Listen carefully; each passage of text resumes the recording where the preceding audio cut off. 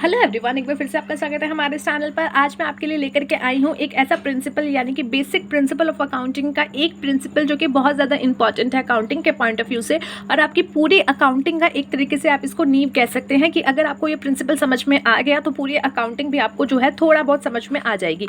तो आज का जो कॉन्सेप्ट है, आज का जो टॉपिक है वो है डुअल एस्पेक्ट प्रिंसिपल, यानी कि ऐसा प्रिंसिपल जो कि बताता है कि अकाउंटिंग में डुअल एस्पेक्ट्स चलते हैं, यानी कि कोई भी चीज़, कोई भी ट्रांजेक्शन, कोई भी लेन देन जो है वो दो जगह इफेक्ट डालती हैं, यानी सिर्फ एक जगह इफेक्ट नहीं होगा, दो जगह इफेक्ट होगा। तो इसके बारे में आज हम डिस्कस करेंगे। वीडियो को आगे बढ़ाए उससे पहले अगर आपने अभी तक हमारे चैनल को सब्सक्राइब नहीं किया है तो जाइए फटाफट चैनल को सब्सक्राइब कर लीजिए, साथ में बने हुए छोटे से बेल आइकन को प्रेस कर दीजिएगा ताकि जितने भी फ्यूचर में आने वाली वीडियोस होगी उसका नोटिफिकेशन आप तक सबसे पहले पहुंच जाएगा। So let's start the video के लिए, मतलब इसी टॉपिक को हम पहले थोड़ा सा जो है एक नॉर्मल उसमें देख के समझते हैं। देखिए, ये एक शॉप है, ठीक है, बिजनेस मान लीजिए, ये है गड़ा इलेक्ट्रॉनिक, ठीक है, बिजनेस है, और इसके जो ऑनर है मिस्टर जेठालाल गड़ा, मिस्टर जेठालाल गड़ा, ठीक है, मिस्टर गड़ा लिख लेते हैं, मिस्टर गड़ा। अब इन्होंने एक बिजनेस चालू किया। अब इस बिज़नेस में आप कोई भी ट्रांजैक्शन उठा लीजिए, कोई भी लेन देन उठा लीजिए। जैसे इन्होंने क्या किया, और जो है सामान खरीदा है, ठीक है, या फिर अभी ऑर्डर किया है और उस पर उन्होंने उधार पे सामान ले लिया, तो उधार पे सामान आया। तो ये देखो, ये जो ट्रांजैक्शन है कि आपने उधार पे सामान लिया है, ये कहाँ कहाँ इफेक्ट डालने वाली है। एक इफेक्ट तो ये डालेगी कि इनके पास माल आ गया, इनके पास माल आ गया, ठीक है। दूसरा इफेक्ट ये क्या डालेगी कि इनकी देनदारी बढ़ गई, ठीक है, माल आ गया यानी स्टॉक आ गया, और देनदारी बढ़ गई यानी कि लायबिलिटी इंक्रीज हो गई है, ठीक है। एक चीज तो ये हो गई। दूसरा आप ट्रांजैक्शन उठा लीजिए कि इन्होंने क्या किया, कोई भी जो है सामान बेचा, तो अब इनके पास क्या हुआ, या तो सामान बेचा है तो कैश में पेमेंट आई होगी या बैंक में पेमेंट आई होगी। तो ये एक तो इफेक्ट हुआ कि कैश या बैंक में इफेक्ट पड़ा। दूसरा इफेक्ट क्या पड़ा कि इनका स्टॉक कम हो गया, सेल हो गई, तो सेल अकाउंट या फिर स्टॉक अकाउंट आप कह लीजिए कि स्टॉक कम हुआ तो वहाँ पे आपका सेल हो गया। तो इस तरीके से आप कोई भी ट्रांजैक्शन उठा लीजिए, कोई भी ट्रांजैक्शन आप उठाओगे तो आप देखोगे कि जो भी ट्रांजैक्शन हो रही है वो कम से कम जो है दो अकाउंट पे इफेक्ट डालती है। मैं कह रही हूँ कम से कम, हो सकता है 3 पे भी डल रहा हो, नो इशू, पर कम से कम 2 अकाउंट में जो है यहाँ पे आपकी इफेक्ट डलता है। जैसे कि आपने सामान दिया, आपने जो है मान लीजिए आपने किसी को पेमेंट करी, तो पेमेंट करी है तो पहले वो इंसान एज ए क्रेडिटर आपके लिए खड़ा होगा, यानी कि उसकी देनदारी खड़ी होगी। जैसे यहाँ पे आपने जो है पहले जो है उधार पे माल खरीदा, अब आपने इसी व्यक्ति को, ठीक है, जिससे उधार पे माल खरीदा उसी को पेमेंट कर दी, तो किस किस पे इफेक्ट पड़ा। एक तो इफेक्ट पड़ा कैश या बैंक से पेमेंट गई है तो उन दोनों में से कोई एक अकाउंट। दूसरा इफेक्ट आपका किस पे पड़ा, जिस व्यक्ति की देनदारी बन गई थी उस व्यक्ति के अकाउंट पे। तो यानी कि कोई भी ट्रांजैक्शन अगर आप उठाओगे तो वहाँ पे कम से कम 2 चीज़ें आपकी जो है बैलेंस करके चलेगी, यानी एक चीज़ घट रही होगी तो दूसरी बढ़ रही होगी, दूसरी बढ़ रही होगी तो दूसरी घट रही होगी।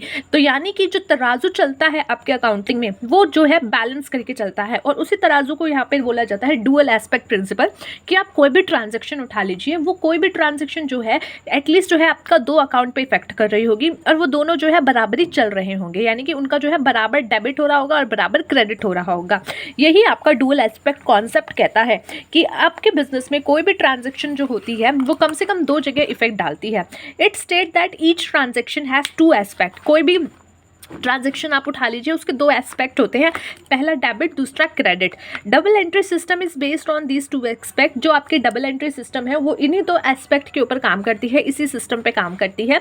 डेबिट रिप्रेजेंट एडिशन टू और क्रिएशन ऑफ न्यू एसेट। जहाँ पे डेबिट की बात की जाती है वहाँ पे मतलब क्या है कि आपकी कोई नई एसेट जनरेट हुई है, उसमें ऐड हुआ है, या फिर आपका कोई एक्सपेंस इंक्रीज हुआ है, या फिर आपका जो है लायबिलिटी डिक्रीज हुई है। तो देखिए, ध्यान से देखिएगा, डेबिट का क्या क्या बोला है। डेबिट आपका रिप्रेजेंट करता है, डेबिट जो है वो आपका रिप्रेजेंट करता है पहली चीज़ कि आपका एडिशन हुआ है किसमें, एसेट में, यानी कि एसेट जो है वो बढ़ी है, एसेट जो है वो बढ़ी है।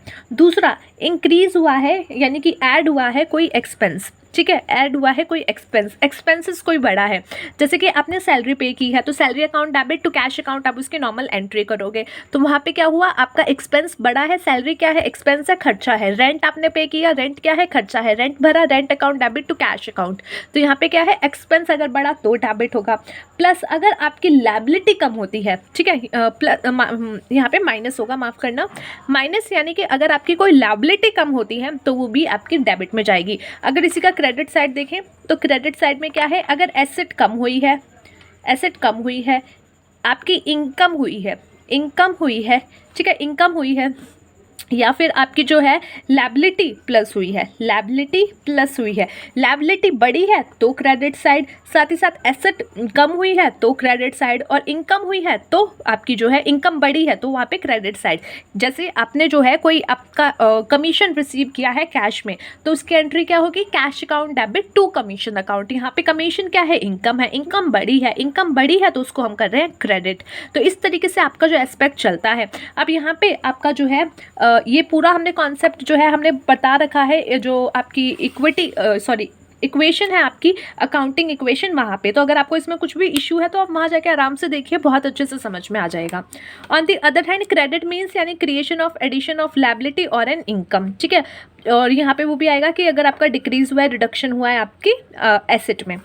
At any point of time, the value of total asset of a business must be equal to the value of total liability towards outsider and owner, which is called capital. अब इसका मतलब क्या है कि जब भी आपने कोई भी जितनी भी ट्रांजेक्शन किया, अगर आप सब उठा करके इकट्ठी कर लोगे तो आपके पास एक ये कॉन्सेप्ट बन के आएगा, एक इक्वेशन बन के आएगी कि आपकी एसेट जो है वो इक्वल टू होगी कैपिटल के प्लस लायबिलिटी के। अब ऐसे क्यों होगा, देखो आपने एसेट खरीदी, एसेट में आपकी क्या क्या आया, आपका कैश आया, आपका स्टॉक आया, आपकी फिक्स्ड एसेट आ गई, आपकी जो है अदर कोई डेटर्स आ गए।